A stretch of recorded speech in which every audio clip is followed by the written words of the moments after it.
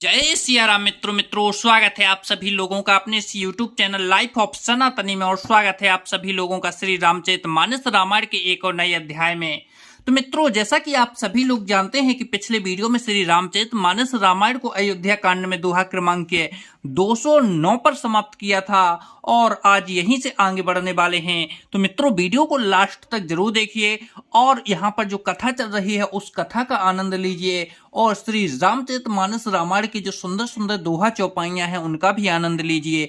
चलिए मित्रों, तो बिना कुछ देरी के वीडियो में आगे बढ़ते हैं। लेकिन वीडियो में आगे बढ़ें उससे पहले हमारा आपसे बस एक ही छोटा सा निवेदन है। यदि आप लोगों ने अभी तक इस यूट्यूब चैनल लाइफ ऑफ सनातनी को सब्सक्राइब नहीं किया है तो नीचे जो सब्सक्राइब का बटन है उसे दबाकर चैनल को सब्सक्राइब कर लें, साथ ही दबा लें बेल आइकन घंटी को। चलिए मित्रों, तो बिना कुछ देरी के वीडियो में आगे बढ़ते हैं। जय सिया राम। जासु स्नेह सच को चिबस राम प्रगटे भय आई। जी हरि नयननी कबहू निरखे नहीं अघाई। जिनके प्रेम और संकोचशील के बस में होकर स्वयं सच्चिदानंद घन भगवान श्री राम आकर प्रकट हुए, जिन्हें श्री महादेव जी अपने हृदय के नेत्रों से कभी अघा कर नहीं देख पाए, अर्थात जिनका स्वरूप हृदय में देखते देखते शिवजी कभी तृप्त नहीं हुए। कीरति विधु तुम्हें कीन अनुपा, जह बस राम पैम मृग रूपा।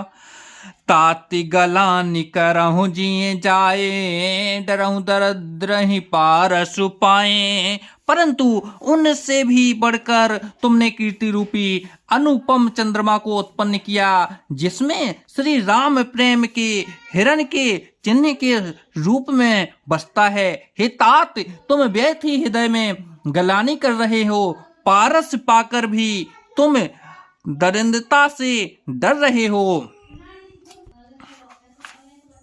सुनहु भरत हर झूठ न कहीं, उदासीन तापस बन रही।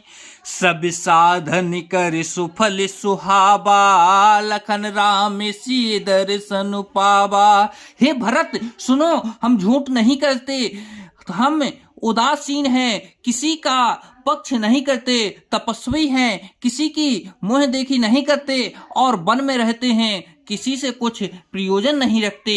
सब साधनों का उत्तम फल हमें लक्ष्मण जी, श्री राम जी और सीता जी का दर्शन प्राप्त हुआ।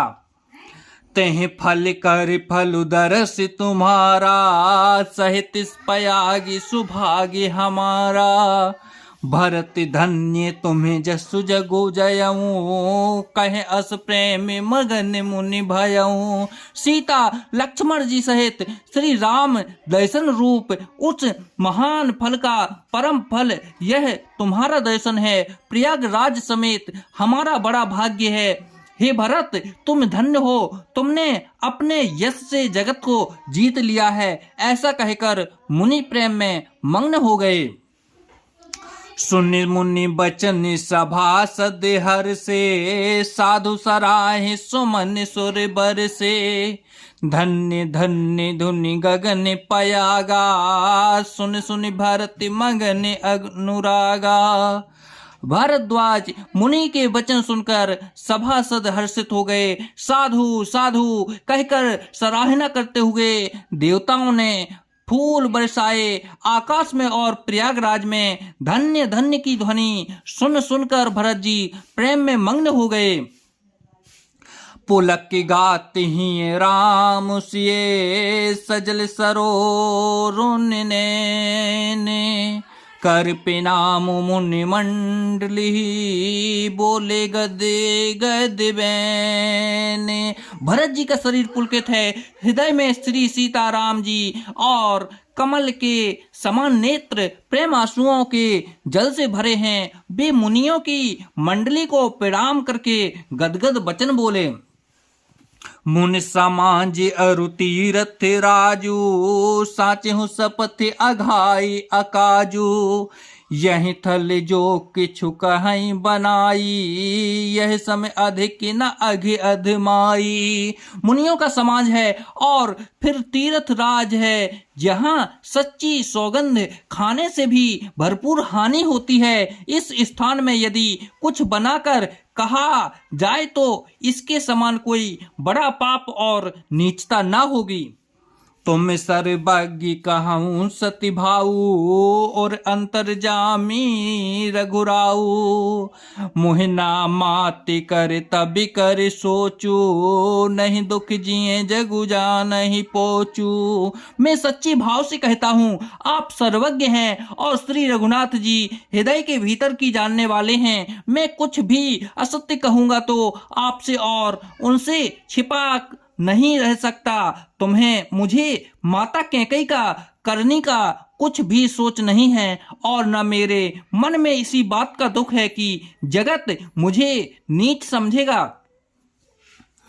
नाहि निडरु बिगेरे परलोकु, पितहु मरन करे मोहि न सोकु। सुकृति सुजसि भरि भुवन सुहाए, लक्ष्मण राम सरस सुति पाए। ना यही डर है कि मेरा परलोक बिगड़ जाएगा, और ना पिताजी के मरने का ही मुझे शोक है, क्योंकि उनका सुंदर पुण्य और सुयश विश्व भर में सुशोभित है, जो उन्होंने श्री राम लक्ष्मण सरीखे पुत्र पाए। रामि बिरहि तजि तनु छन भंगु, भूप सोच कर कबन प्रसंगु। रामि लखन सिय बिनु पगु पनहि, कर मुनि बेश फिर बने बनही। फिर जिन्होंने श्री रामचंद्र जी के विरह में अपने क्षण भग्न शरीर को त्याग दिया, ऐसे राजा के लिए सोच करने का कौन प्रसंग है। सोच इसी बात का है कि श्री राम जी, लक्ष्मण जी और सीता जी पैरों में बिना जूती के मुनियों का वेश बनाए वन वन में फिरते हैं। अजिन बसन फल असन मही, शयन डासी कुसुपाते। बसि तरु तरे नित्य सहत हिम, आतप बरे साबात। ये बलकल वस्त्र पहनते हैं, फलों का भोजन करते हैं, पृथ्वी पर कुश और पत्ते बिछाकर सोते हैं, और वृक्षों के नीचे निवास करके नित्य सर्दी गर्मी वर्षा और हवा सहते हैं। तो जय सिया राम मित्रों, आज का वीडियो यहीं पर समाप्त करते हैं, और कल के वीडियो में श्री रामचरितमानस रामायण को फिर यहीं से आगे बढ़ाएंगे, इसी कथा को पूरा करेंगे। जब तक के लिए मित्रों, जय सिया राम, जय सिया राम।